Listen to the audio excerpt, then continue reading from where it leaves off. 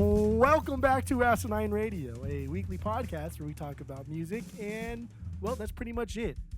So, let's go!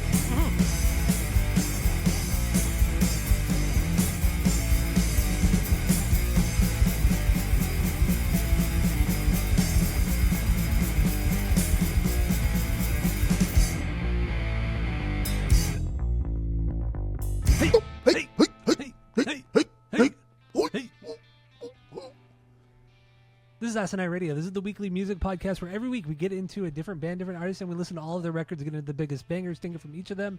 We try to have a good time doing it. We also start with our 6 Degrees with Tom DeLonge. That's where we connect the band of the week to our boy Tom and Blink. And then we round it out with top 10 favorite songs from whatever band we're doing this week. And we are doing KoRn, my favorite band of all time. And we're ending self-titled season with KoRn as well. So yeah, we listened to all 14 of their records. So we'll get into that in a bit. Or in a few minutes, but let's start with 6 Degrees. Oh, if you didn't know, my name is Tyler, and way out there, hundreds of miles away, is Jeff. There you go. Go follow us on social media at Asinine Radio. Do all that stuff, and follow us. Tell all your friends. So there you go. Let's get into the 6 Degrees of Tom DeLonge. What do you got? Go. I only did one this week because we got a long episode. I only did one because I really didn't even want to do the one, but I feel like I always should do my homework. So the one I did is really easy, and it was like Brooks Wackerman played with them on tour. He did. So, well, he played on one of their records too. So there it is. There you go. Easy enough. He played on the Entitled record. Yeah. So. Yeah. That's so I went a little bit deeper. Start with Jonathan Davis. He was on a Tech 9 song called "Start to Turn." Tech 9 was on Travis Barker's solo record. Did a song on that, and then Travis Barker, Boxcar Racer, Tom DeLonge. There you go. Easy peasy. Good girl. I was gonna do each band member, but then I ran out of time, so I just did Jonathan Davis. So anyway, let's get into. Bored us all to death anyway, so thank God he didn't do that. Fuck off. So also, we're gonna do 14 through 1, worst KoRn record to fit the best KoRn record. Jeff's not a big fan of this band. He likes a couple of the records. I know that. So forgive him. Forgive him, please. Forgive you, dude. You're the one that needs forgiveness.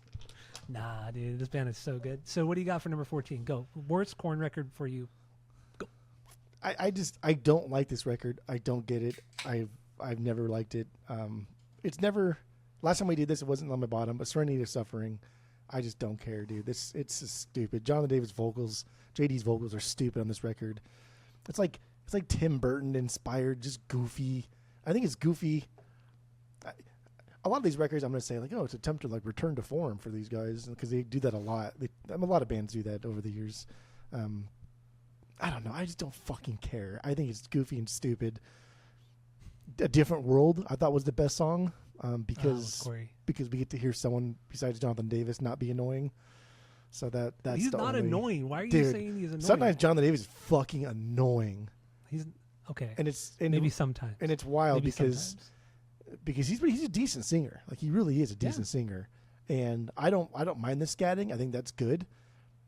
And it's weird too because we watched a doc today and it had the subtitles on YouTube, and it subtitled what his scat was and says, "Oh," and then I did it. I was like, "Oh wow, that's a lot easier to scat like that." I forgot what he said. I just like freaking and the way the words like, oh wow, it sounded cool when I did it. When I read the words, I was like, oh wow. But anyway, please come for me. That was a terrible fucking song. Okay, no, that's fine. I don't know. This record sucked, and I fucking hated it. All right, and the doc that Jeff's referring to is the Who Then Now video from 1997. That pretty much just kind of a brief overview of the first and second record and the recording of that. So we watched that. It was like 20 minutes. But all right, so my number 14, their worst record. I think easily this is their worst record, and it's Requiem. This came out. This is their 14th album from 2022. The last with Fieldy, I'm probably because he's probably not in the band anymore, but we don't really know yet. But this record is just, the bass is almost non-existent. Fieldy apparently played on it, but it's almost like it just has nothing of a signature sound on it. The songs seem very like boring. They're just bored. Like nothing really stands out too much on this record. There are a couple cool melodies and all that. It's still a good listen through. It's short. It's only like 32 minutes or 31 minutes. It's only 9 songs. The cover art is their worst cover art by far. Absolutely. It's so bad. But for whatever reason, like you go on Reddit and a lot of people say this is their favorite KoRn record. And I just think you must have fallen and hit your head, because this is not like, I mean, it has some cool moments, but overall it's just like, it is certainly their worst record. It's the same people that think like Weezer's White Album is like their best record. It's just people that don't fucking know anything, essentially. Yes, exactly. So banger, Forgotten, stinker, Disconnect. I don't really have too much to say about this record. I mean, I do enjoy it. I do, and I do listen to it every once in a while. And from here on out, 14 through 1, I have them all on vinyl. Why not? Plus more. I have the Family Values 98 on vinyl. I have the KoRn Unplugged on vinyl. I have the Requiem Mass on vinyl. So yeah, I do have a lot of KoRn, and I have both LAPD, all the LAPD stuff on vinyl as well. So is there any sex art on vinyl? No sex art. Sex art was only a cassette, not even a CD. It was only cassette. But those songs are just like, whatever. So if like RSD came out with like a sex art thing on vinyl, you would buy it? I would buy it. Okay. Or if they came out with like the Creep demo or the Niedermeyer's Mind demo. Oh, especially the Niedermeyer's Mind, I would definitely get that. Fuck, I definitely get that. But anyway, what do you got for number 13? Go. I also want to go over some of the cover art too as we go through these, because let's do it. For the most part, some of it's bad. For the most part, they suck. They're not good. Yeah, I would agree. Like at least half of it sucks. Serenity of Suffering, that's stupid fucking artwork. Yeah, it's stupid. So my 13, my 13 is Requiem. That is their worst artwork. It is fucking dumb. This record is not good at all. It is so fucking boring. And a lot of times, again, I said in the Serenity of Suffering, a lot of times I think like, damn, you guys are just trying to do this sound again. And I don't mind it. Like I don't mind, what Weezer does it and Blink does it. It's whatever. But I don't like what you do anyway. So why would I want you to try and do it again? So that's where I kind of come in. Weird soundscapes that were kind of electronic too, but they didn't want to quite go all in the electronic way. It's just this record was just safe in like the most fucking annoying way possible. Didn't Jonathan Davis get COVID too, and like got really fucked up because of it and hurt the tour in some capacity for this? Yeah. Because he already had he's had health issues over the years, but yeah, he did get COVID, and it did fuck up part of the tour. Ugh. Whatever. This, but not the it had nothing to do with the recording though. I don't think. Did you get 2 copies of this too? No. You never had 2 copies at one time? No, I only had 1 copy. I think you did. I think you're lying. No, yeah. I only had 1 copy. You probably forgot. I have no banger. Nobody should have a banger on this one. No one should even have this on vinyl. Lost in the Grandeur. That's my worst song. It's stupid. Actually, some of the sounds on this reminded me of Reggie in the Full Effect, like the way he sings under or on top of like his moog. That's what I thought. But not as good. Can't hear it, but I'll take your word for it. Take it. So my number 13, The Paradigm Shift, their 11th record from 2013. This is the first with Head back in the band after being away from like 7 years at this point. And yeah, so it's not the original lineup, but Head is back, and he brought a lot more of the heaviness, the guitar playing back to the band, because prior to this is the dubstep record, and then Jonathan Davis is all fucked up on prescription drugs, and he got super fucking skinny, and he's just doing all the dubstep, his J Devil stuff, which actually some of it was pretty cool dubstep, but yeah, then this record, it's disjointed. Like you could tell that there was a lot of back and forth. Like I want to do a lot of electronic stuff. I want to do dubstep stuff, but then Head wanted to do all the heavy stuff and bring it back to like the old school style. But I felt like a lot of the songs just don't have that charm. They don't try anything new or different. It's just like you'll get one song that's super fucking heavy, and then you'll get like a dubstep kind of theme song. And it was just kind of, there wasn't a good balance here within the actual songs. There's still some great moments on this album as well.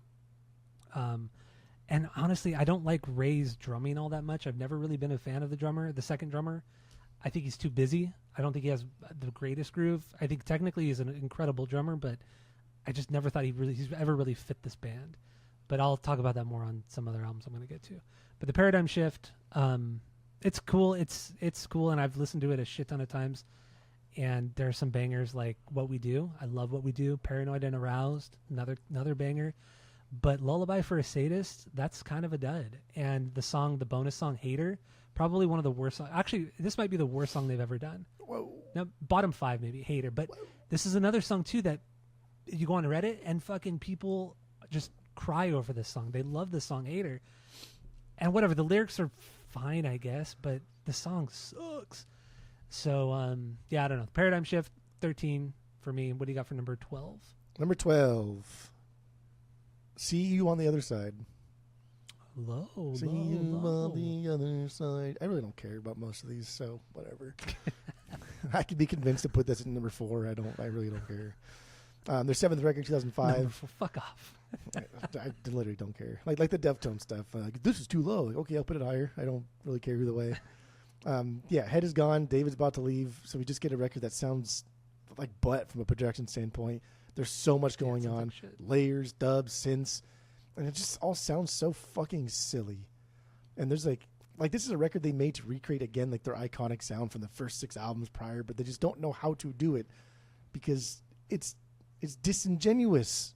You're not there anymore. You're completely fucking different people, and your shot to fame kind of like left y'all like, whoa, fuck, that was wild. Like, what do we do now? And we get this, and I'll tell you, man, Twisted Transistor, I hate that song so much. Is it because it's about transistors? Is that really what it's about? No. Oh. But in the video, Snoop Dogg says that because he plays Monkey in the video, and the interviewer asks him, "What's the song about?" And he just kind of looks and he goes, "The song's about transistors." Nah, I fucking hate that song so much. I really, God, I can't get over it. It's a cheesy song, definitely. For No One, I thought that was my favorite. Had a really rad breakdown. Liar was cool. pretty dope too. I like that one. Heavy. But I don't think, really only 2 songs outside of like the big hits made my top 10 playlist. But there are a lot of cool songs out there. Also, this cover art sucks. Yeah, the cover art really, really does suck. Trash. And it was only pressed for the first time last year in 2025. But you had the which boot. is crazy. I did have the boot. Yeah, I did have the boot around. for several years. But yeah, once the original came out, of course I bought the original. And the audio's not all fucked up. I don't know. Did you notice on See You on the Other Side and on the Entitled record, the beginning of like 3 or 4 of the songs are fucked up? Yeah. Like they'll like glitch. Yeah, I did notice that. I thought it was just Yeah. my internet was fucked up. No, it's only those 2 records that have those glitches on the songs. It's not like that on the CD, and they fix it for both vinyl. The represses for the vinyl, for the Untitled and See You on the Other Side, they fixed all the glitches. So, but yeah, it's really weird that they never fixed it on the fucking streaming. Wait, so did you say it was like that on the vinyl too? No, it's not. Oh. It's not. They fixed it for the vinyl, so Oh, it clearly wasn't a rip. Yeah.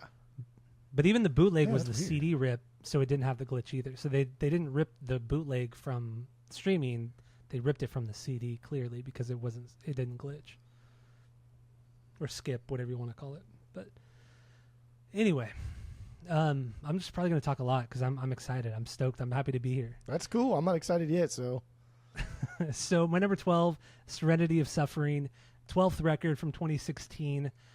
This is the last one with Zach Baird on keyboards and Moog and all that on all the electronics. He had been with the band since 2006, not an official member, but he contributed to every record from See You on the Other Side until this record. And he was fired a couple years after this, supposedly because his wife at the time wasn't getting along with Monkey's wife, and she threw a bitch fit and got him fired from the band. Nice. 'Cause, yeah, it was this big thing online, and everybody was like following everybody follows the wives on Instagram. They're fighting on Instagram with each other because Zach's wife is from like Uzbekistan. She's like a mail order bride kind of person, and then Monkey's wife was like making fun of her for that, and it was just like it was getting nasty. And then they fired him like in 2019 or something like that. So yeah. Anyway, Serenity. Not that any of that matters, but It all matters, baby. Serenity of Suffering. This is it is a kind of like Danny Elfman, almost like inspired record. There's a lot of electronic stuff here, and a lot of that is due to Zach. And I think there's a lot of cool shit on here. DJ C- came in. He hasn't played with the group since 1998 or 99 maybe. He was on the Family Values tour in 98. He was the one DJing between every single band on that tour. But he's still friends with the band, and he did, I think it was on 2 songs on Serenity of Suffering. And I thought, there's a lot of good songs on here, a lot of good melodies and some cool guitar shit going on, and it's not nearly one of my favorite records of theirs, but it's solid output. Banger, Take Me. I've always loved this song. I think that chorus is just, it soars, man. It's just so fucking good, and it's so catchy. Stinker, it isn't really a stinker, but I had to put something here, and it's Die Yet Another Night. It's a little cheesy, and that title is really stupid too. The artwork, yes, I agree. The artwork sucks. I don't like this one at all. It looks really cheesy and dumb, but I do have it on vinyl. Of course, why not? So there you go. Number 12, Serenity of Suffering. What do you got for number 11? Go. Number 11, The Paradigm Shift. Weird one. Yeah, like you said, heads back in the band. Dude, they clearly have no idea what the fuck they're trying to do here. Head does not want to do the Path of Totality shit. They clearly still want to do that shit.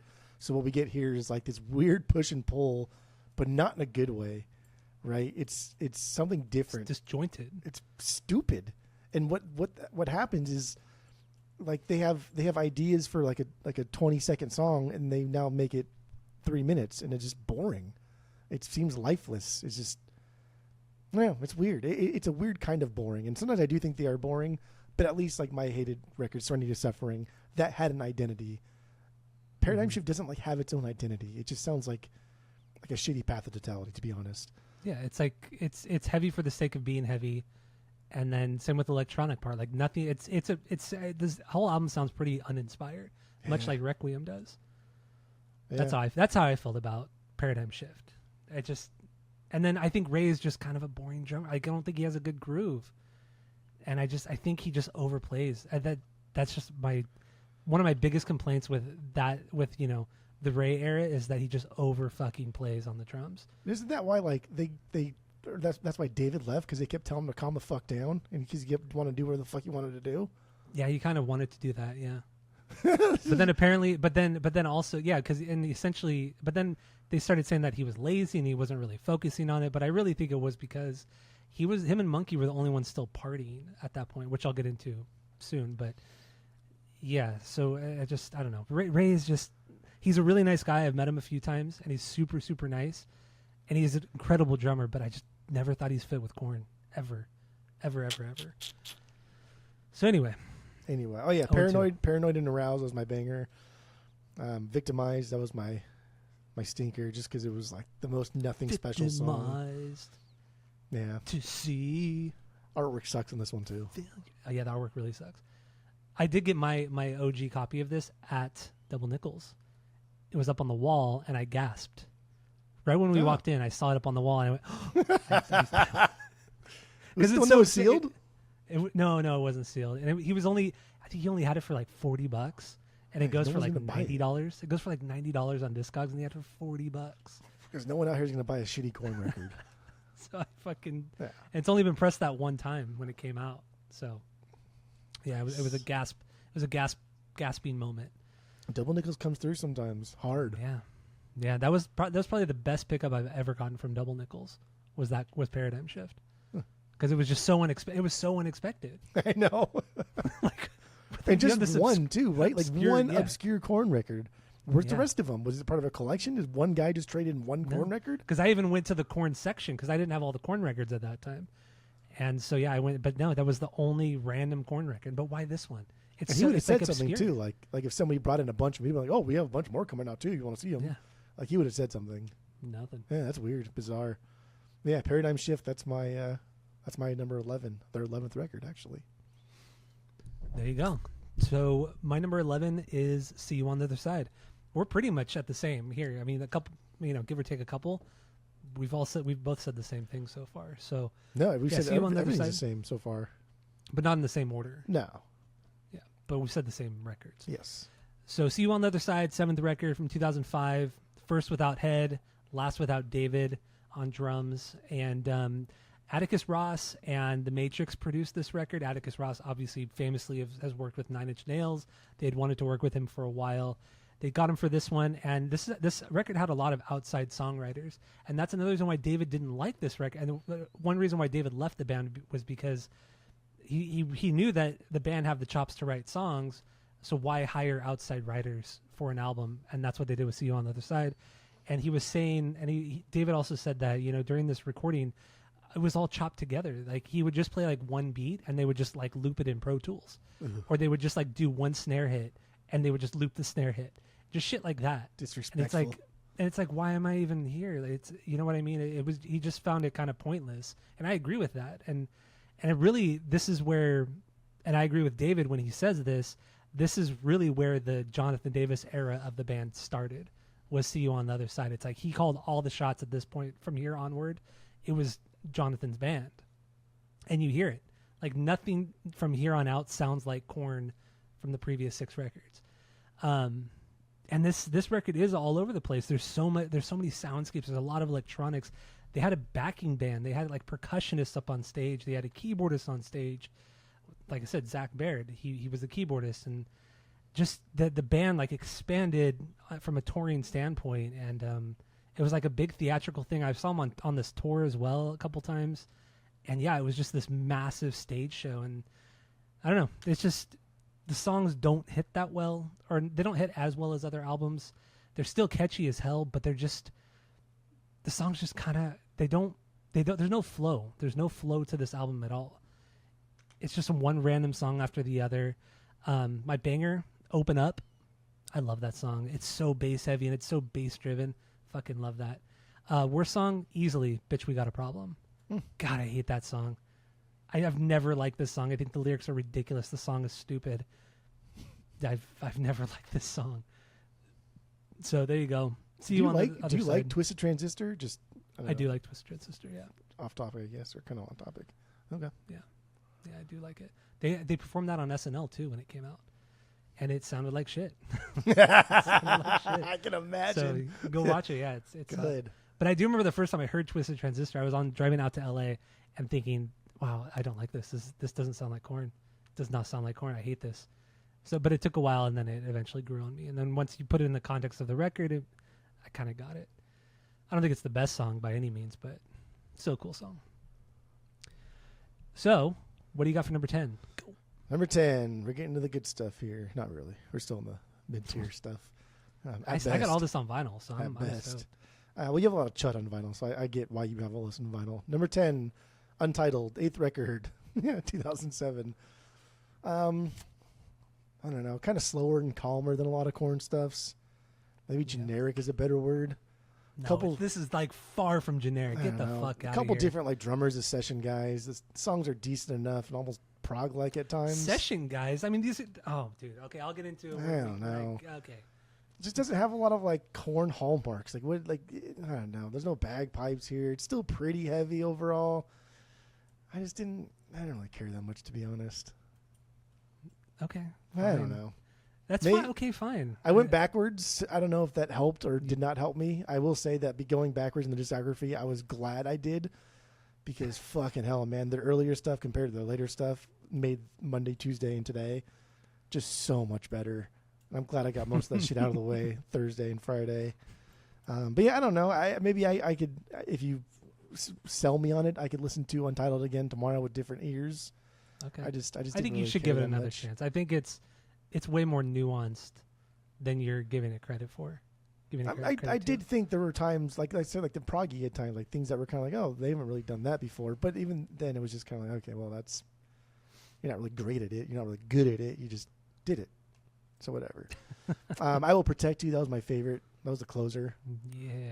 So that may, I mean, if that's like your banger, then maybe. But if it may just be, it might just be the closer. And I was like, oh, thank God this record's over. So I will listen to this one more intently, because sometimes that happens.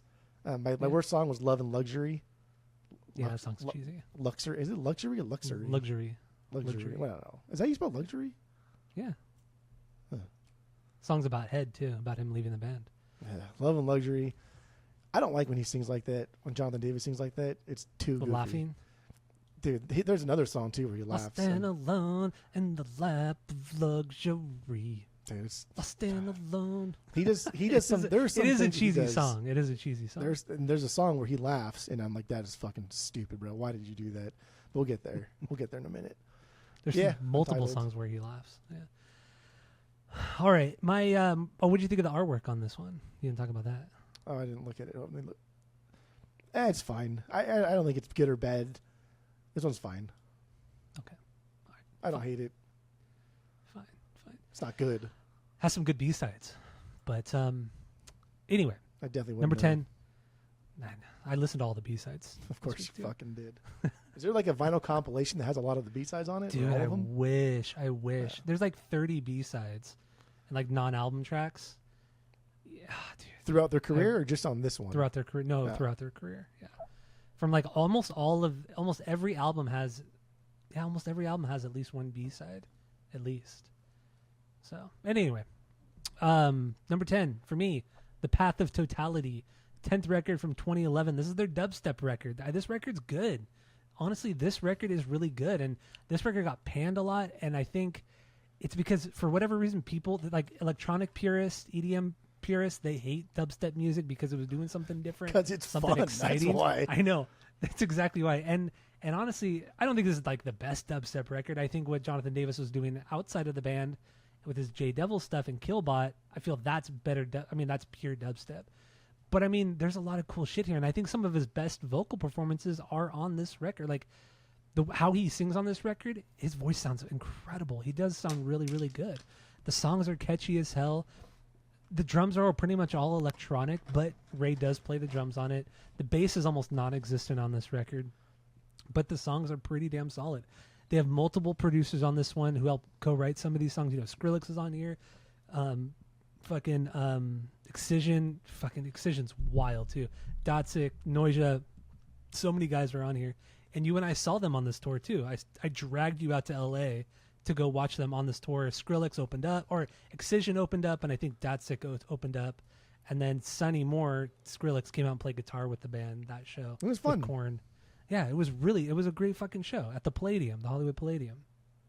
But yeah, The Path of Totality, it's the most different record they've ever put out. It's truly, truly the outlier for the band.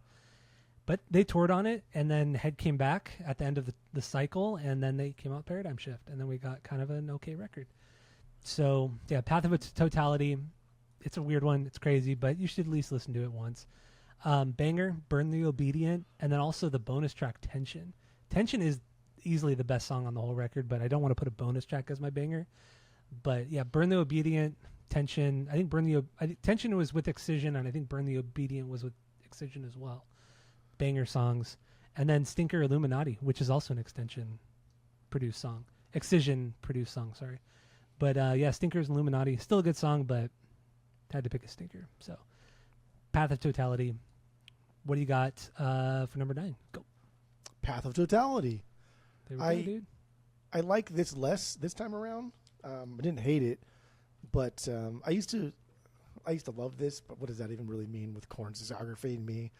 I used to like this a lot more, but I think the dubstep crush has worn down on me. Save for like Skrillex record and some songs in a playlist when things get too toasty sometimes.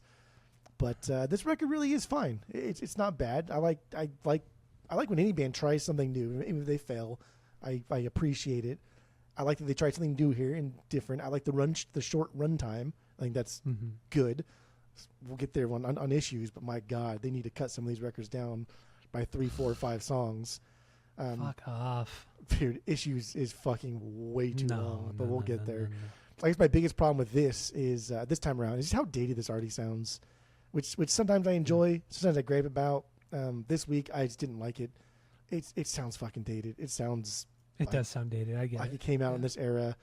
Obviously, like KoRn sounds like the best of KoRn sounds dated, right? But that's a little different. This is just, I don't know. This time around, I don't like it. They didn't create dubstep. They created new metal. They created that rock music of the 90s, metal of the 90s.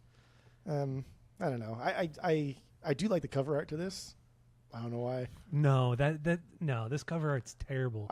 Second worst cover. No, dude. Serenity of Suffering is worse. Requiem is worse. No. See You on the Other Side is worse. Requiem is the worst, and then Path of Totality. This one's kind of cool because you zoom in and it's under construction, fucking scaffolding. It's just like terrible looking CGI. It looks so bad, dude. Yeah, it's electronic. That's the cover. I know, but it looks. The cover so matches. stupid. The cover matches what the music is. I do enjoy it. My banger would just be the one with Skrillex. Get Up, the one with Skrillex.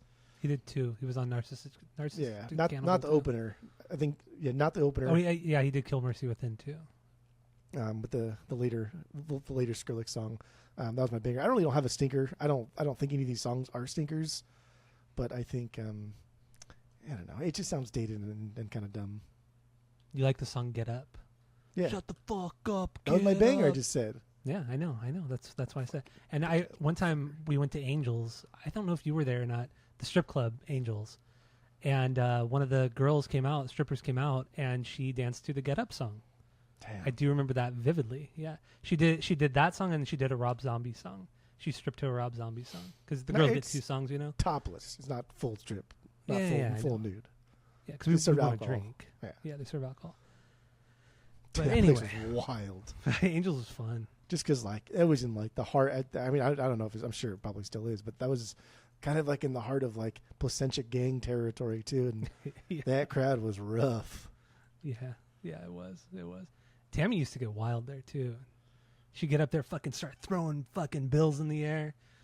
Man, Dude, I remember one time. Tammy gets wild at the strip clubs. I remember one time I think Renee was probably there too, but I remember we took a taxi home, so I had been pretty old. But I remember telling the taxi, bro, you got to pull over, and he pulled over right kind of by IHOP, and I just projectile vomited all into the street, and then closed the door, and he went home.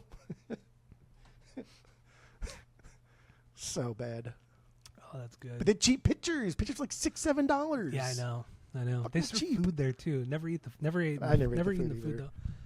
But yeah, no, it's a fun strip club. I haven't been in years, but it's fun. Anyway, titty bar. Sorry, it's a titty bar, not a strip club. A titty bar. There you go, titty bars. Yeah, Like the Bada Bing. That's what it is. Like the Bada yes, Bing. like the Bada Bing, but better. So anyway, that was your number 9, Path of Totality. You got anything, or what was your stinker on there? I don't really have a stinker. Okay, that's fine. I don't care enough. Banger, or I'm sorry, number 9 for me. I'm getting ahead of myself. Number 9 for me, Take a Look in the Mirror. Their 6th record from 2003. This is the last with the original lineup of the band: Jonathan, Monkey, Head, Fieldy, and David. And this is like a back to the roots kind of album. They self-produced this record. It came out only like a year and a half after Untouchables, and they just wanted to put out something fast because Untouchables was such a crazy record to make, and it was like a studio record. It wasn't a live record, so they wanted something raw and pure. But the record, I mean, I still love these songs, and I still love this record, absolutely love it, but it seems a little, it sounds rushed. I think the production is not very good. I think David's drum tones sound like garbage on this one. I think the production and the mix just are not good on here. But there are some great fucking choruses. There's some great melodies, some just incredible shit on here too. So I hate putting it this low because it is the OG band, but it's just, when you throw it up against the first 5 records, it just doesn't hold a candle to those first 5 records. It's a very dark record. It's a very moody record. It has some of their most aggressive stuff up to this point too. Jonathan Davis started singing or screaming differently. He started with this growl, this like death metal growl that he never did before. So he starts that on this record, and he continues that through the rest of up until now. And I've never really liked that type of scream or growl that he does. I just think it sounds too forced. And Jonathan Davis sounds good when it sounds like he's like blowing out his vocal cords, when he sounds like he's in like fucking pain. But on Take a Look in the Mirror, his vocals just sound forced, and I don't like it. It sounds disingenuous, like I said. So yeah, Take a Look in the Mirror is my my number 9, and these guys were all fucked up too, except for Jonathan Davis. He was the only clean one. But yeah, everybody was like doing meth. They were doing a lot of coke, shit ton of drinking. The band was a fucking mess. So much drugs in this band. I know. You read the fucking stories about this band. They were like the last real rock and roll band.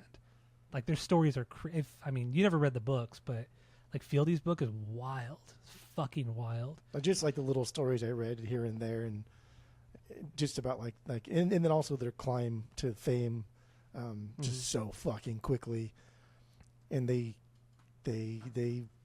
enjoyed it. They did. They enjoyed it, but they put the work in too. Yeah, they put the fucking work in. Yeah. So, but anyway, banger off of Take a Look in the Mirror, Everything I've Known. I know it's a single. Terrible video, like one of the worst videos I've ever done. But I love this song. I really, really love this song. Stinker, Y'all Want a Single.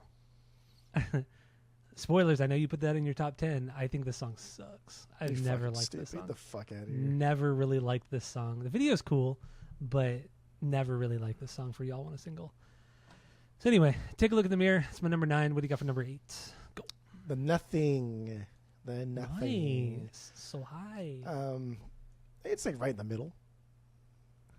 It does seem like it's high, but we got still 7 more records to go after it. So I know there's nothing wrong with this. I think it's a great filler record, and that sounds like. But like, bro, come on, they all can't be singers here. That's just silly boy talk. But like they all are, and they're absolutely fucking not even close to all singers. But this late in their career, for them to put out just like a record that's just good fan service. Nothing wrong with that. Like, fuck yeah. No, nothing wrong with it. Reward everyone for sticking around and put out something that's mediocre, but in the best possible way. And I have nothing bad about that. That's fine if you like this sound. I don't, so therefore I still don't care about this record. The Darkness is Revealing. That was my banger. I thought it was cool because it was kind of like a cool summary of their entire career. It's got the slow, it's got the heavy, it's got the fast, it's got the rap rock shit in there. It was a really fun track, and I was like, "This is like perfect." This is like the scene at the end of episode 9 when everyone comes in to save the day on the ships, and it's like, "Oh fuck yeah!" And you see all like, "Oh look at that shit! Look at that ship!" Just like beautiful fan service. That's what that track reminded me of. That's not even a good Star Wars movie, but that's a cool part. That gives me goosebumps every fucking time I watch it. It's just cool. This Lost, that was my stinker because they kind of did like this theater kid shit on that one, and I was like, that's kind of weird. You love theater kid shit. You are a theater kid. Yeah, but they don't really do it that well. It's not they don't do anything that well, but definitely not theater kid music. Shut up. Get out of here. All right, my number 8 is Untitled, their 8th record from 2007. This is one of their real outlier records, along with like the Path of Totality. I think Path of Totality, Untitled, they've never done anything like these ones. But this one is, I don't want to say it's a prog record because it's not a prog record, but they were just doing unconventional shit. And it makes sense because Terry Bozzio played drums on like 3 or 4 of the tracks on this one, famously from Frank Zappa, just an incredible prog drummer. Brooks Wackerman also played on a few songs, and Jonathan Davis played the rest of the songs that they didn't play on the drums, because he is a drummer as well. Not a great drummer, but he is a drummer. So yeah, this is, I mean, stylistically, you could tell which songs Terry Bozzio played on, because they're just out of control. Like, I Will Protect You. Like, what the fuck is that? Like, that giant drum solo during the bridge. Like, he uses his massive kit, and you could even go onto YouTube and watch him recording that part of the song. It's all on YouTube. It was uploaded when this record came out. So, I mean, it's fucking nuts. Like, you can't even play that live. You just can't do it because of that bridge. And then, like, the song Everbee, which is my banger off of this one. Everbee's another. It's like a 5.5 minute song, and it's just this kind of weird, just trudging along, just fucking gross sounding song. But Terry Bozzio is just absolutely ripping it up. There are a couple, like, more poppy, like typical KoRn songs, like Evolution's one of them. That was actually the first single. That Joey Jordison was in the video playing drums, because Joey played in the KoRn for about a year. He went on tour, and I did see KoRn with Joey Jordison, which is really cool too. Got to see my favorite band with one of my favorite drummers. Wow. Anyway. What if Tom was playing guitar? Fuck. Don't even tease. What if Omar was playing guitar? That would sound so terrible. It would sound so bad.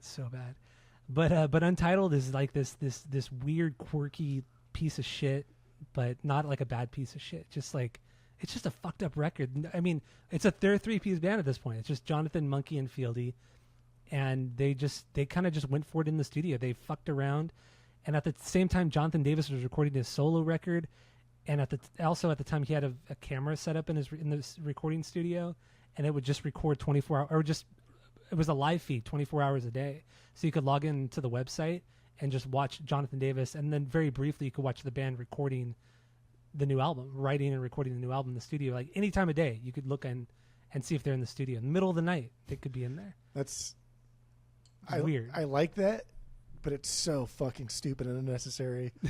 But I do like that. Yeah, so that's what they did. I mean, it was mainly for Jonathan's solo record that didn't come out for like 10 years. But like I said, it was a little bit for this record as well. But yeah, anyway, Untitled, this is just a fucked up record. And banger, like I said, Everbee. Stinker, it's not really a stinker, but Kiss. I love the album artwork, that weird like bird thing on the cover. It's fucked up. The vinyl reissue I got, and it's all glow in the dark, and it's cool. And it comes with bonus songs, some rad bonus songs, Sing Sorrow. Banger song, too. The vinyl itself is glow in the dark? No, the cover. Oh. The cover. Yeah, not the vinyl. But, yeah, anyway. Untitled. I love this record. I really, really love this record. So what do you got for number 7? Number 7, KoRn 3. Remember Who You Are. This one kind of gets shit on pretty hard from some of the Reddit threads I was reading. I don't know why. I don't know why either.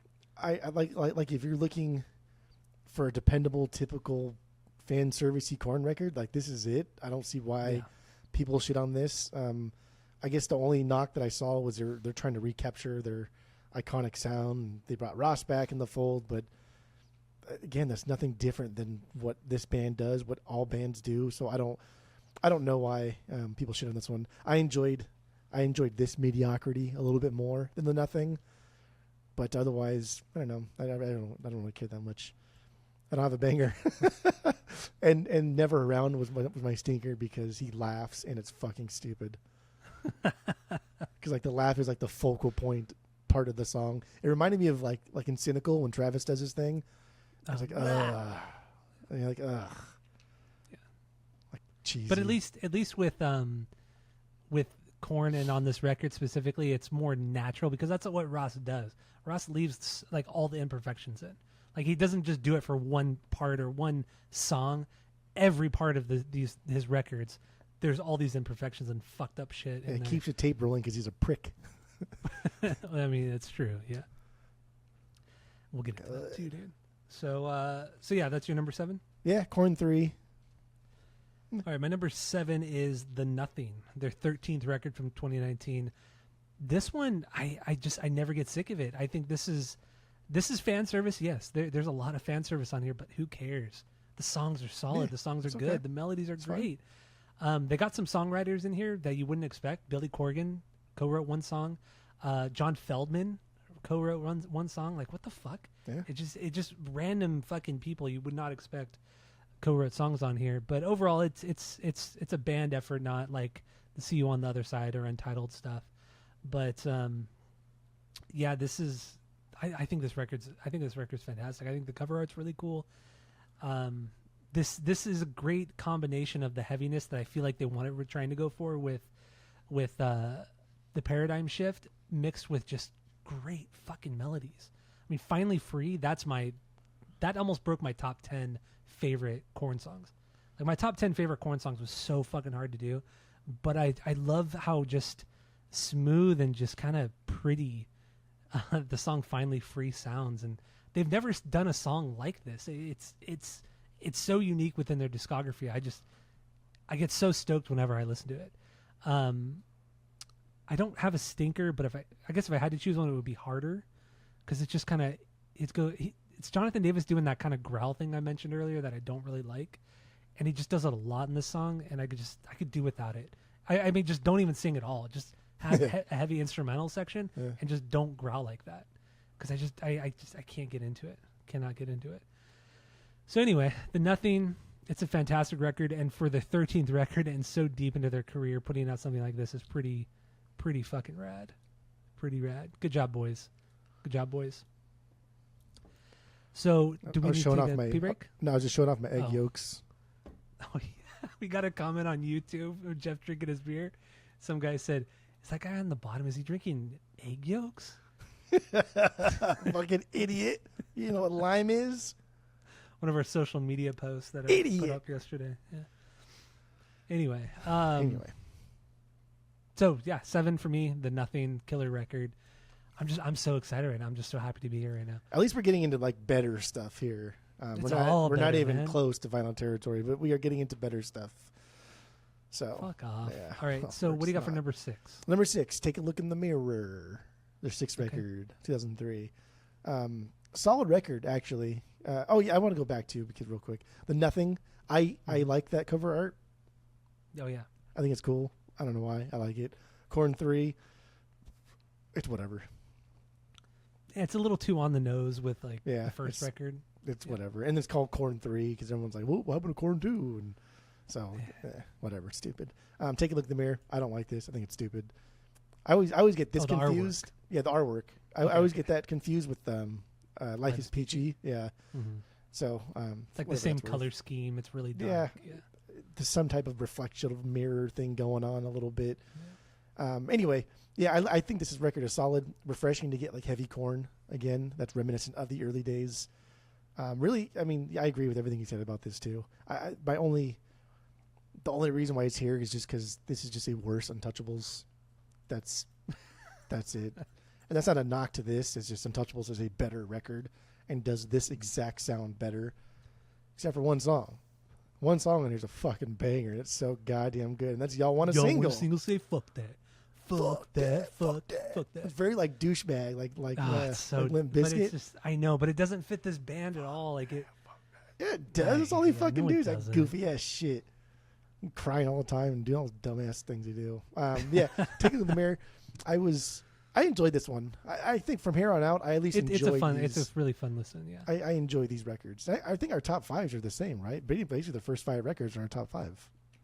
Yeah. Yeah. I guess we'll see Yeah, on yeah. your number 6 here if that's true or not. Go ahead. All right. Oh, you have nothing else on. Oh, what was your stinker on? Take a look. I don't have a stinker. Oh, you don't. Oh, okay. Okay. Usually like a stinker for me, it has to be reserved for something like, oh, I didn't like that part, at least. But if there's nothing here that I don't know, I don't care enough to just choose a song. Like if we were doing like Weezer or Blink or a band that I know thoroughly, then I will like pick it apart. But I don't know this well enough to say like I wish they would have done this different. I just don't, and I don't care enough to be honest. Okay. Fair. I guess better, shorter explanation. I feel like I've been very negative about these records, but I mean, I truly love this band, and I love these albums so much. I think everybody that listens knows that. I do. I love this band so much. I was so excited for this week. All right, so number 6 for me, Remember Who You Are, or KoRn 3, Remember Who You Are, 9th record, 2009. The first with Ray Luzier on drums. He had been touring with the band on the Untitled touring era after Joey had left the band to go back to Slipknot. And yeah, so Ray was started in the band in like 2008, I believe, and then they worked with Ross Robinson. They brought him back. They're a 4-piece again. The band is, and they tried to record this like how they recorded in the early days. And I know Fieldy complained about it a lot because Ross Robinson would go to Fieldy and say, when you play the bass, stand up like you're playing live. Like I want a live feel. I want you to play like you're playing in front of 1,000 people. And he's like, no, I don't want to. I don't want to do that. It's not going to make a difference. I'm not going to do that. So there was like a lot of butting heads, and they wrote most of the record, or the band outside of Jonathan wrote most of the record in what they called the cat box. And it was essentially like this, like a bedroom, like a size of a bedroom, like a small bedroom. They set up everything in there, and they just fucking jammed shit out for like weeks and weeks. And that's how they wrote most of this record, was in what they called the cat. I think it was called the cat box. And it was just hot and nasty and gross and sweaty, and then Ross was back to his old antics where he was treating the band like they were 21 years old.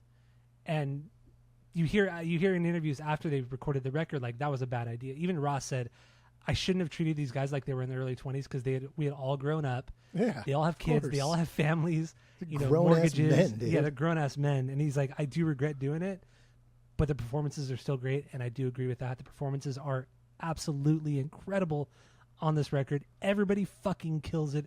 This is the best thing Jonathan Davis has done since the first record, hands down. The best. I mean, and Ross Robinson destroyed Jonathan Davis because he pushed him so hard to write lyrics and sing a certain way, and it got to the point where Ross told Jonathan, it was about a song about his wife at the time, who unfortunately she's dead now of an overdose. But at the time, it was about her and like kind of how his insecurities with her. And he was like, well, I want Devin to come in here and I want you to sing this song to her in front of her. And he did it, and it totally fucked him up. And his Jonathan Davis' psychiatrist is like threatening to sue Ross for undoing all this shit that like Jonathan was like, he had like a nervous breakdown at this point. And during this record, because Ross pushed him way too fucking hard, and just made him like relive shit he didn't want to relive. And it was just, he pushed him so hard. He was throwing shit at Ray. Like Ross was throwing shit at Ray, the drummer, and Ray didn't know what the fuck to do. And Ray's used to playing with a click track, and Ross was like, absolutely no click tracks. We're not doing any click tracks. And Ray didn't know what the fuck to do. Like, it was just, the recording of this record was pretty fucking crazy for these guys that are like 40, almost 40 years old at this point. Yeah, too old for that kind of stress. Yeah, I agree. And honestly, it really took a toll on Jonathan Davis. And that's why he got hooked on prescription drugs. And that's why he got like super fucking skinny, got all weird, got into the dubstep scene. And he got all fucked up for like 2-3 years because of this record. Honestly, it was because of this record.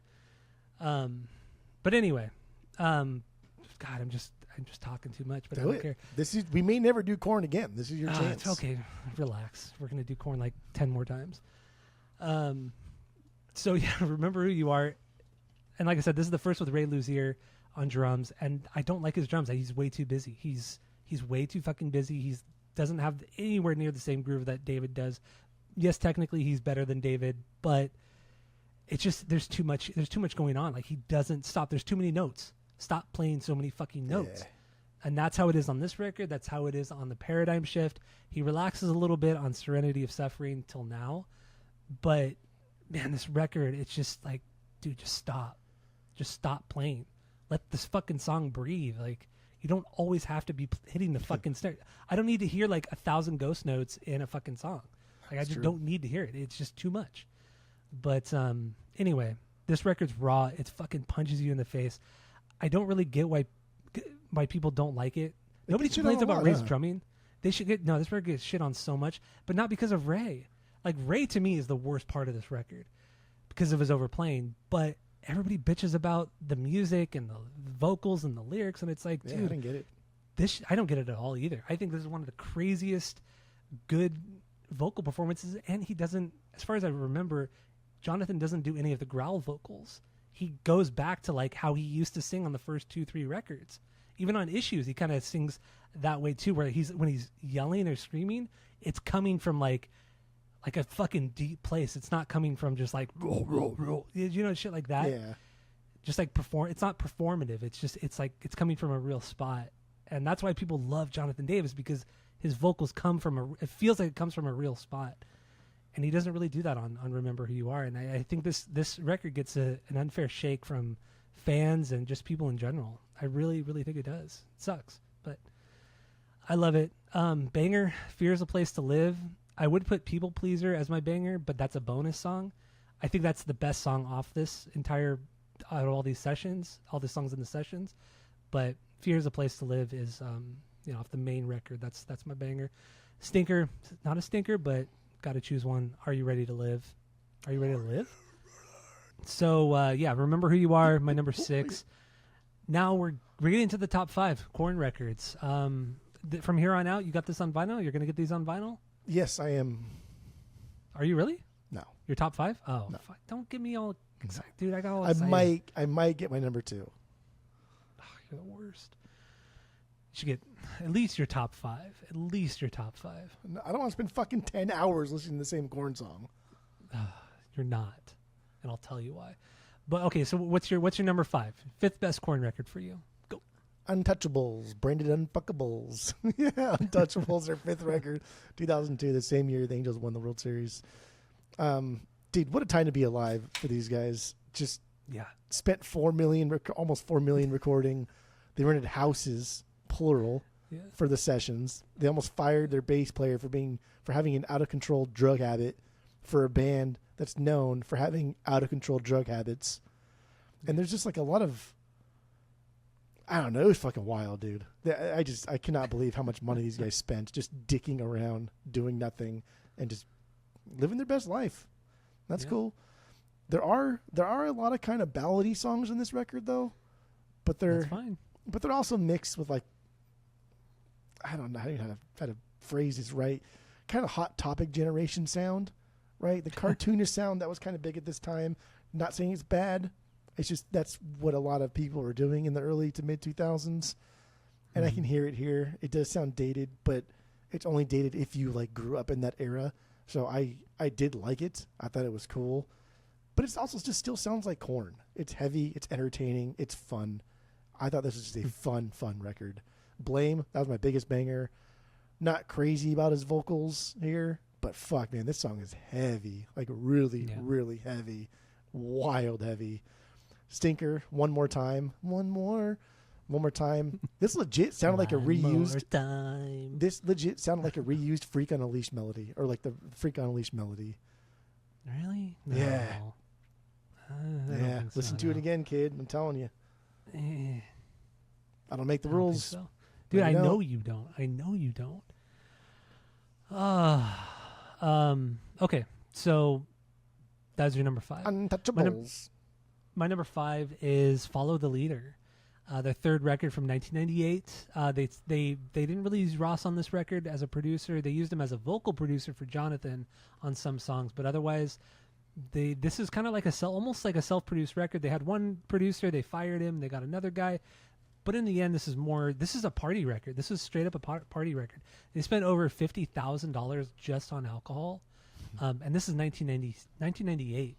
That's a lot of money on alcohol. They partied all the fucking time during this. They had all their buddies over, the guys from Orgy, the guys from Sugar Ray, Limp Bizkit, just everybody who was anybody at the time, and even nobodies at the time, they were there. They were at the studio with KoRn, just fucking around and partying and drinking. I mean, it was out of control. This is the last album that Jonathan Davis was still using alcohol, speed, cocaine, all that kind of shit. And then he got sober after this record, after they recorded this record, because he was he was the most out of control out of all 5 guys. Truly, truly out of control. And really generally sober since 1999. But Follow the Leader. This is, and you could tell these guys were partying on the record, because there are some songs on here that are just like, what the fuck are you doing? Like Children of the Corn. They got Ice Cube to come in somehow. Yeah. And it's like, what the fuck? And then they talk about like when he came in with his posse, it was like all business. It was, they were so intimidated that it's like, we're like nobodies. We're nothing. We know nothing about music. Like he was so apparently Ice Cube was so professional, and he came in, laid down the tracks, partied a little bit with them, but otherwise just fucking was a complete professional with him. Didn't judge him at all. Just was stoked to be there, and even went on tour with him. The Family Values Tour '98. Like they were buddies with Ice Cube, and then they all said All in the Family with Fred Durst. Like, what the fuck song is this? This is one of the dumbest songs you've ever put out. I still love it, but it's stupid. They got what's his name from The Far Side, Slim Kid 3 on Slim Kid 3 to do Cameltosis, and you're like, what the fuck? And then Cheech and Chong does the bonus track. They do the cover of Earache My Eye from Up in Smoke. It's just, dude, this album is party front to back, and it has the greatest song ever made on here, and that's Got the Life, which is, I mean, hands down, it is the greatest song ever made by any band. But it also has Freak on a Leash, and people love Freak on a Leash. I love it too, but there's nothing that sounds like Freak on a Leash. There hasn't been a song since that sounds like Freak on a Leash. It's such a weird outlier, but it was massive for this band. The video was revolutionary. A dope video. It's a really great video. And weirdly, they only had 2 singles off of this record. Only Freak on a Leash, or first Got the Life, and then Freak on a Leash. That was the second single, and that was it. Like, that's all they needed. And nothing else should be singles on this record. And arenas. They were fucking selling out arenas. It was truly a crazy time. And they were doing this cool thing called KoRn TV, where like twice a week they would do like this half-hour show, like while they were recording the record.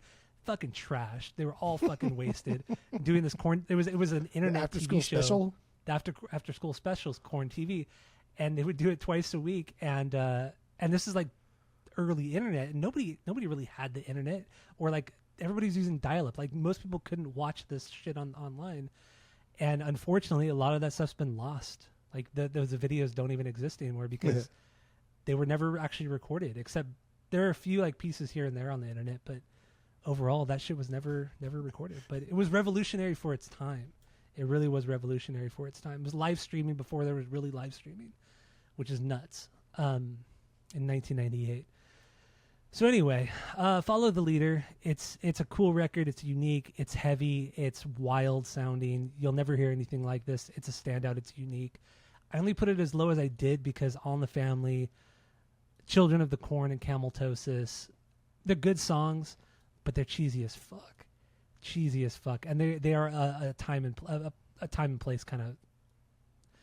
The songs are of its time very much so. So anyway, Follow the Leader, incredible stuff. So what do you got for number 4? Number 4, Follow the Leader, dude. What did I say? Untouchables? Yeah, I don't like the Untouchables cover art. Untouchables. Yeah. Oh yeah, that one's kind of cheesy. It's stupid. Follow the Leader, number 4. I do like this cover art a lot. I think it's fucking rad. It's perfect for everything that KoRn is about. I like it too. Follow the Leader, number 4. Their third record. Damn, Gino. I think if their self-titled record represents like the start of nu metal, this record marked the start of why people made fun of nu metal. And fair, yeah. Because like Significant Other comes out like a year later, and like that's such an easy target, unrightfully so. But that's such an easy target. But like you said, dude, basically the 3 songs that have people on them are just fucking ridiculous. I know. And I do like All in the Family, mostly because of Fred Durst. Fred Durst slays on that track. Jonathan Davis is just there, trying to hold his own. But Fred Durst is amazing. He's unreal. The Ice Cube thing, I think that's funny. That he was all business. Like, dude, it's late '90s Ice Cube. What do you got going on? You haven't had whatever. But it's still a solid record. I do think it's too long. 70 minutes long. I don't think it needs to be that long. I don't think we need even the one with Trey Hardson or Slim Kid 3, that song, the Cameltosis, meh. I think that song could have been cut. It's a little weak, yeah. Like the song Pretty, that song's pretty weak. That song's weak. It's not. Yeah. No. There's a lot of weak songs in this. Dude, even getting into the issues too. There's too much fluff. These albums are too long. They don't need to be. But yeah. It was also not the 90s. It's the CD era. Yeah. You were meant to make long records. And that's why a lot of those records are not perfect, because they are too long. So you're right. That is correct. Those are correct things that you said. And also the correct thing is that this record is too long. A solid 50? You cut 20 minutes from this record? Yeah. Fuck yeah. Yeah, Fuck okay, yeah. you cut out the 3 goof songs. You cut out Eric My Eye. You could take out My Gift to You. Yeah, you can cut it down to 50 and still have a solid record, but cutting out Pretty, no.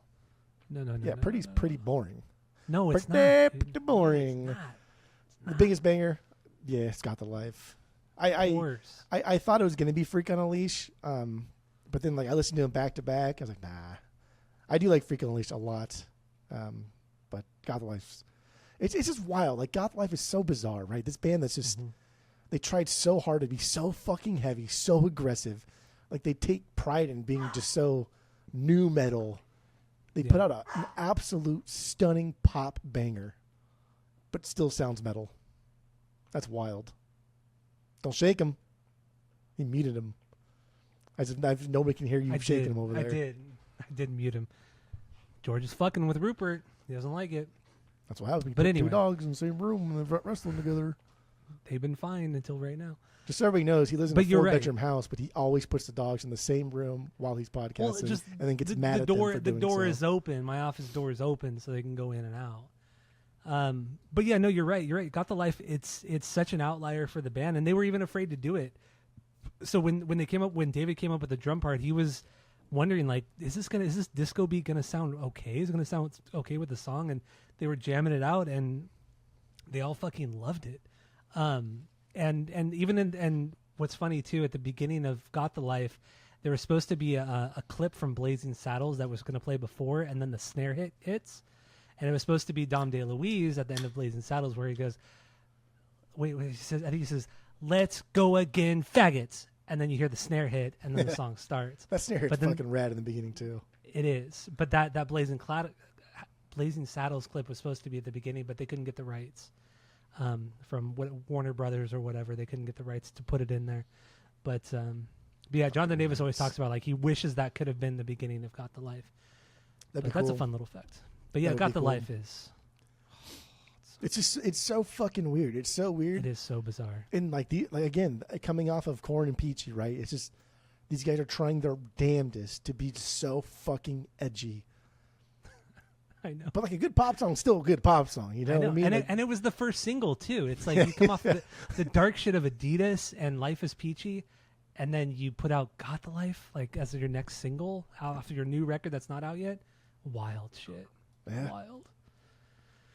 Oy, man, I love that song. I fucking love that song. It's a good song. Love this album. It's not the greatest song of all time. That's it's stupid. The greatest song ever. I mean, I don't make the fucking rules. Stupid. And people get so mad at me when I say that too. As they should. Every time you say that, somebody should get mad at you. Oh, people get so mad at me. It's so funny, but I believe it. That's why people get mad, is because you believe it. Okay, so you're number 4. Follow the leader. You got anything else on this one? No, that's it. All right, so number 4 for me is Untouchables. This is their 5th record from 2002. This one is Michael Beinhorn produced this one. The famous Michael Beinhorn, underrated producer, did this one as well. Yeah, seriously. He's so underappreciated, underrated. All we talk about is fucking Rick Rubin. That's all we ever talk about. Rick. And what's crazy is like KoRn's worked with like some incredible producers: Michael Beinhorn, Brendan O'Brien, Ross Robinson, Atticus Ross. Like they've worked with some incredible producers too. It's true. But yeah, Michael Beinhorn did this one, and this is this is the 9th most expensive record ever made. And like you said, they each rented their own house out in Arizona. What the fuck? Yeah, they went out to Arizona. They each rented their own house for a change of scenery. And I think there was a 6th house that was just for the studio, for writing and recording. And from what I read, it was $10,000 per house by the end of the.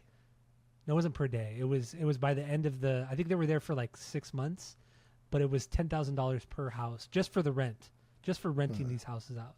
So $60,000, or roughly $60,000 in 5 months or whatever. I thought it was funny too that they came out to Arizona. I think it was Scottsdale or probably Scottsdale. I don't know. I think it was Scottsdale. Yeah, they're all from the desert, and they eventually go to LA like all musicians do. But they want to change the scenery from LA, so they go back to the desert. I know, right? I thought that was funny. Just another shittier desert. So whatever. So yeah, they did that, and also the way this record was recorded, I forgot what it's called. There's a way a way this record is recorded sonically that no record has ever been recorded this way. It's something really expensive and just something so unique. But the only way to hear this record properly is to have like super super audiophile speakers or headphones or some shit like that. Yeah, I forgot what it's called. I really forgot. It was like it was like 96 kilohertz digital something like that. I don't know what that means. I don't really understand. I'm sure it means something. Just some. But it's the only record to ever be. It's the only record to ever be recorded like this, and that was one reason why it was so expensive. Also, Michael Beinhorn he's such a perfectionist that David said about these sessions that he's tried something like 50 snare drums. Dude. He played like something like 50 snare drums on this record, or they tested 50 snare drums for this record just to find the right tone. And he said they spent like a week alone just on drums, just like figuring out tone, not even recording drums, just finding drum tones. And that's just how precise Michael Beinhorn was on this record with the guitar tones, the drum tones, everything, vocals, everything. And this is the first time you hear Jonathan Davis really try to sing well. Like there's no angst to his voice. There's just, he's trying to be a proper singer here. And it's cool. It's really, really cool. It's different. Yeah. He's a good singer. Songs are just, he's a good singer. And the songs are massive. The songs sound fucking huge. Even the quiet parts sound huge. Untouchables is crazy, man. I have so much nostalgia with this too. This was the first KoRn record I got issues, never mind. But I mean, I remember just so vividly when this record came out and just how excited me and like Pratik. Remember Pratik in high school? I don't think I ever actually met or talked to Pratik. I've seen him, but I don't think I ever met or talked to him. But I know of him. Oh yeah, because him and I were so excited for this record when it came out. We were so fucking excited. And I remember one time he stole his parents' computer speakers, and we went to the racquetball courts, and because there's an outlet. Because the racquetball courts are right next to the tennis court. In Woodgate? No, at the high school, at our old high school. Oh. The racquetball court, butts up against the tennis courts. Yeah. And on one of the light poles, there's an outlet, a power outlet, electrical outlet. So he brought his parents' computer speakers, and we plugged it in, and we listened to the CD twice in a row. Yeah, it was so fucking cool. We just played racquetball. What a oddly specific time period with so many different things. Right? Old computer speakers, a CD player, racquetball. Yeah. It was just weird. like the CD player thing alone, and then like the computer speakers, because those were the old computer speakers, like you said. Yeah. But they sound like shit. They're just I sound like garbage. absolutely fucking shit. But they're powered, and they still sounded like shit. Mm-hmm. Yeah. So yeah, we listened to Untouchables twice in a row. I do remember that. Did it so good. But yeah, Untouchables is an incredible record, and they were all partying so goddamn hard. Except for Jonathan, he was the only sober one, but he was like their bartender. So it's like whatever people wanted, he was making drinks for everybody. He was getting people drugs. He was enabling everybody, but he wasn't partaking in any of it. But yeah, this is fantastic. Hold on. The dogs that I put in this room are now barking. Right, so Untouchables, I think that's all I have for this one. Oh, because you just watched Breaking Bad, also the video for Thoughtless was one of the first things that Jesse Pinkman was ever in. He was in that music video for Thoughtless. Really? By the way. Yeah, he was in it. Way before Breaking Bad, obviously. Aaron Paul, I think his name is. Aaron Paul, yeah. Yeah. But he was in that video. He was the kid who was bullied in the video. All right, so what do you got for number 3? Number 3, issues. Issues. Yeah, this is the most natural progression of this band coming off of Leader. They're fucking huge now, so this record has to be huge. It has to still sound like Follow the Leader, but it also still has to be kind of fucking heavy. I think this record is kind of fan servicey because I don't know. It's what we wanted to hear. I'm putting myself in. Actually, this was my first KoRn CD, so it's what we wanted to hear after Follow the Leader. I want to hear more of that, and so that's what this is. It's just better. These songs aren't as goofy as Follow the Leader songs are, and even like I know God's Life is an absolute banger, but even God's Life, like at its core, is kind of it's just a goofy pop song, and it's they got fucking lucky. I didn't get lucky. They got lucky. That song blew up the way it did because it's a fucking pop song, dude. It's a goofy ass pop song. Yeah, it's a great pop rock song. So they did get lucky with that. The band's probably like at their biggest right now that they've ever been, and so dude, this record's selling better than anything they could have possibly imagined. It is a long record. What is this, like fucking 80 minutes, some shit like that? But also like the last like it's only 53 minutes. That's not as long as I thought it was. And the last like 4 or 5 minutes is just static. Yeah, it's just static. So yeah, so actually, this record just feels longer. I don't know. Probably because the interludes and all that kind of stuff. That's probably why.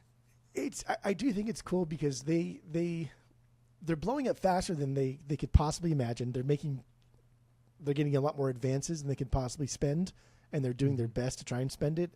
They're just living their best life, but they don't forget about their fans. Like they still are very in touch with their fans.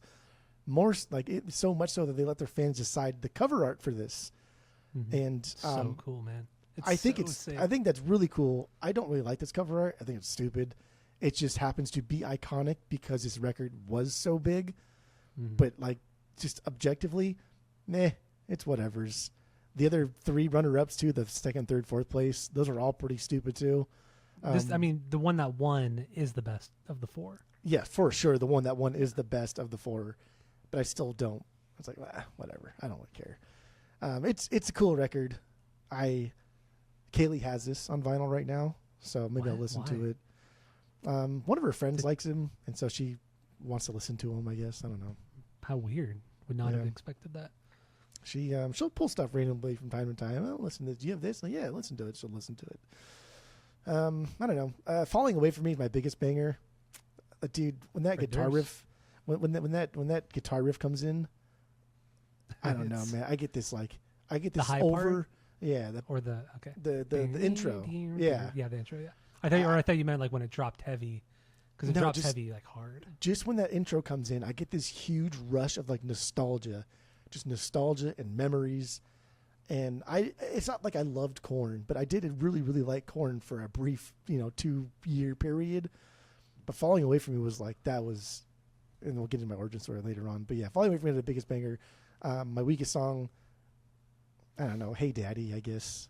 It's not a bad song. It just makes me laugh so good. every time I hear it. And I think that's worth noting. Daddy. Like, what the fuck is even this, right? I know. The funky groove. That groove's fucking funky. And then JD being so goofy over it. I don't know. It's fun. God, it's David fun. has such a good groove. David is so fucking good. Yeah.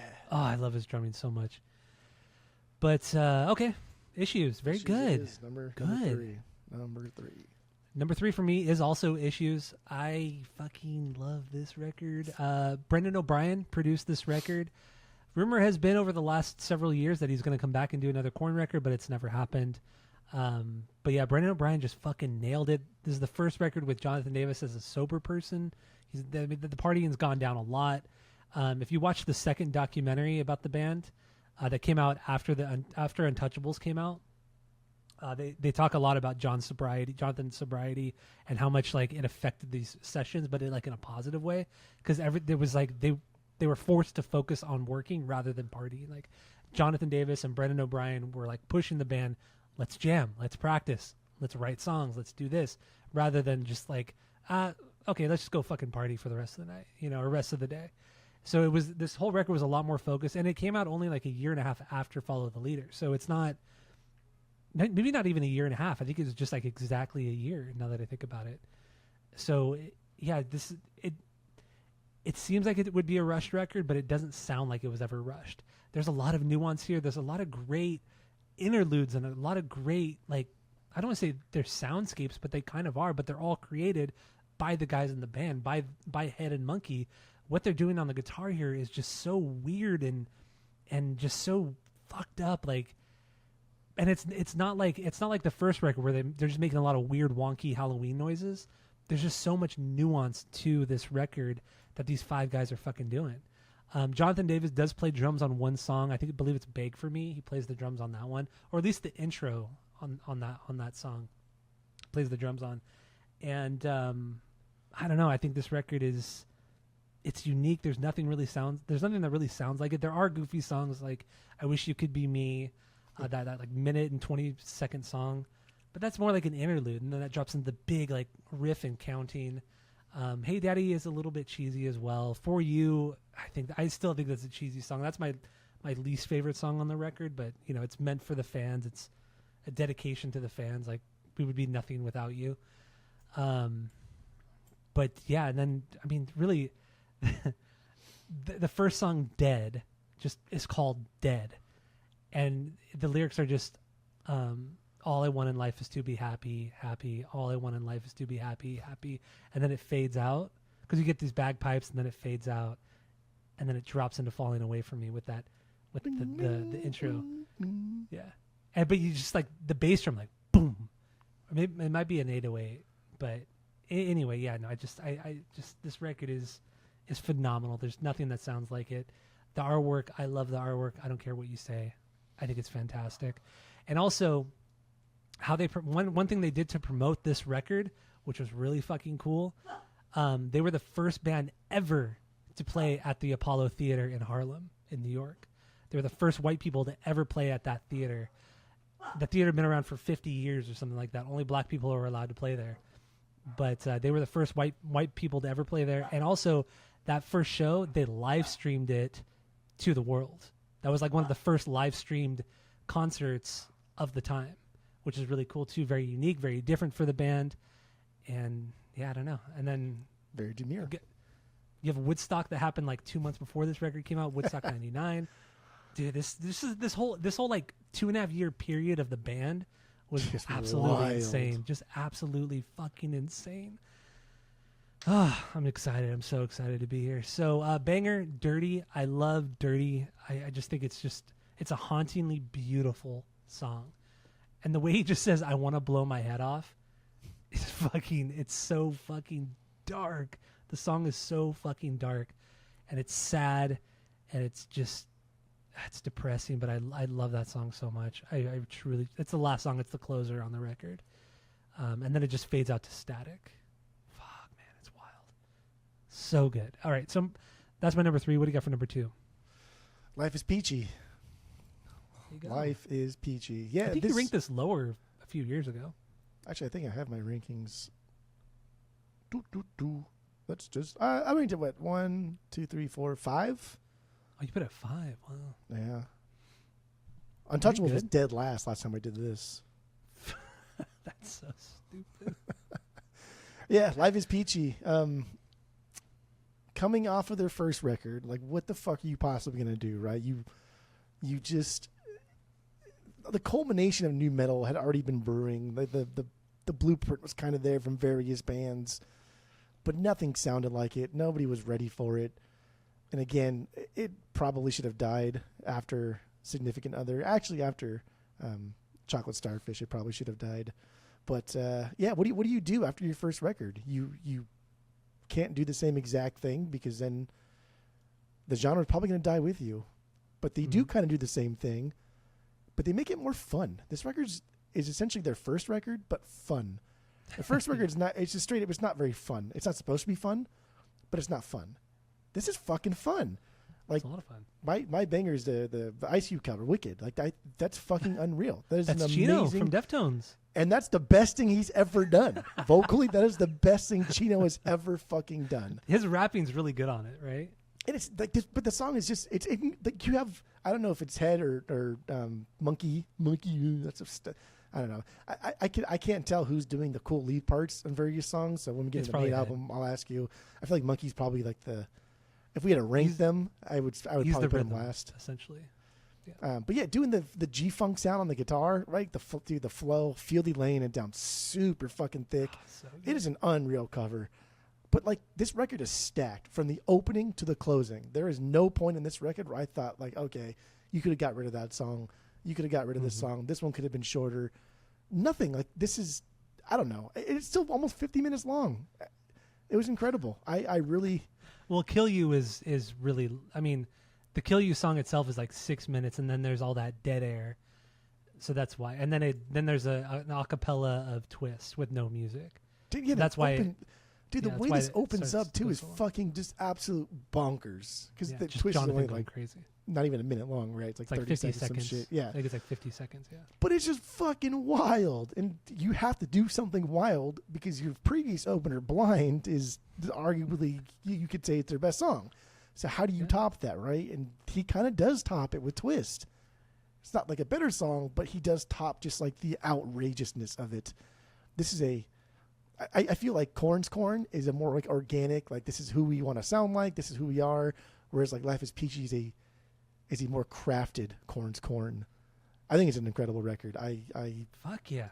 Had we done this episode before that record show, I would have bought that Life is Peachy OG that you bought. Oh fuck! Thank God. I would have. Thank God. The only song. Do you still have the one? Did you still have my old copy? Oh, I might at the store. You're right. Yeah. You did trade one in. I gave you the I traded the repress in that. Oh hell yeah! Oh hell yeah, brother! I'll check tomorrow at the shop. I don't think anybody bought it. Who's buying KoRn? It's actually, we do sell KoRn pretty well. We sell Fall Leader and Issues when we get it, and then KoRn's KoRn. But I don't know if someone bought Life is Peachy. Anyway, the only song on here, I think, like, if I had to pick a low song, it would be Lowrider, but just because it's too short. I want it to be longer. Yeah. And I didn't know it was Head doing the vocals until the doc today. And like, I was like, that's funny because he could barely even get through it. For his birthday. Yeah, and he did it for his birthday. It was his birthday present from the band. They're like, we'll let you do one song. And he thought And it they was did so Low Rider. stupid, and like you could see he's laughing and gooing. I was like, "This is funny, dude." And like You Ross guys are Robinson, funny. you see Ross Robinson sitting in the corner just like laughing. Yeah, he could barely get through one line of his vocal Yeah. part before he starts cracking and breaking. And then up. he's so drunk that he's like burping while he's doing it. Yeah, it's so good. But like Porno Creep, that's a fucking Oh, amazing dude, it's song. so good. I think Fieldy's bass playing on Porno Creep is fucking. That bass line's so cool. I don't know. This record was awesome. I really did like this a lot. I do. Yeah. I don't know. I don't think KoRn could ever not be number one for me, but because I don't care that much about their entire discography, that just still sounds like, what the fuck is this? But this does sound like a more. Dude, they're just like, they're already touring with big fucking names. They're putting in 250 shows a year already at this point. They're putting in work, and they're still just having the time of their life. And this just sounds so fucking fun. Yep. Yeah, Life is Peachy, number 2. Good. Number 2 is Life is Peachy for me. It's the second record, 96. Second with Ross Robinson, in as the producer. And they recorded this at Indigo Ranch as well, which we'll get into on the main episode. But it was up in Malibu. It's no longer there. It got burned down. But yeah, so it was all written and recorded there. And they had just come off of like intense touring and partying, and even in that little short doc we watched, Head says like we were on tour nonstop, and the culmination of like all the tension and just craziness of the last 2 years was what made Life is Peachy. Like, because it's just, this album is so aggressive, it's so heavy, the tones that Ross got, the production on here is so different than what you hear on KoRn's KoRn. You almost wouldn't even know. It's like, I wouldn't say you wouldn't know it's the same band, but just when you hear a Life is Peachy song and a KoRn's KoRn song, you would know which song it's from. Yes. I'll throw you a random song, you'll know which one it's on, but it's the same band within 2 years, same producer, same recording studio, same better. guitars. Yeah. Who, Ross? Ross, yeah, like there's I so think much so more too. nuance in the tone of this record than KoRn's KoRn. Yeah, I think so too. He got I think so too. much better. But yeah, I mean, and there's just heavy, intense song. Good God. I mean, Good God right now is my banger. It's just doom, doom, doom, ga, doom, doom, da, da, doom, da, doom, da. It just starts with just the dumbest little drum part, and it just goes into something so heavy and quirky and weird, and then that breakdown in it with just the bass and just David's just doing the hi-hats like, and then Fieldy just doing the fucking simple bass line, but it's so heavy. And then Jonathan just starts like whispering like through gritted teeth, "Why don't you get the fuck out of my face now?" Then it just builds and builds and builds, and then he just does this one last scream of "now," and then it drops back into it, and it's just, goddamn, dude, the intensity of this record it's way more intense than KoRn's KoRn. I don't think the songs are better, but it's way more intense than KoRn's KoRn. It's unreal. It's fucking unreal. Ah, man. And then That's good. in the little doc I made you watch, it shows when Jonathan was recording the vocals for Kill You, and he starts crying at the end, and then Fieldy comes in and Fieldy's crying, and they're all hugging and everything, and it was so fucking emotional. And then Monkey's making fun of him too. He's like, "Yeah, I went in and John was recording vocals, and he was doing some weird fucked up shit that sounded like he's like straight up just making fun of him for being an idiot." And it was just, dude, I love it. I love Good. Life is Peachy. It's a good record. Not a stinker, but I had to put one Low Rider because it's just a goofball song. And Jonathan Davis plays the bagpipes, or he doesn't play the bagpipes, but he plays the actual flute part of the bagpipe. That's the part that you hear on it. It's just him playing that, which is cool. Yeah. So anyway, number 1 for both of us, KoRn's KoRn, the album of the week, because we are in self-titled. We're finishing self-titled season. So we're going to get into that. Don't hate us right now. We're going to break it down, get into everything about it, and have a good time doing it. So thank you all for listening. Go to Spotify, Apple Podcasts. Give us 5 stars if you're watching on YouTube. You smash that subscribe button, dude. That's good to say. And that's it. That's all.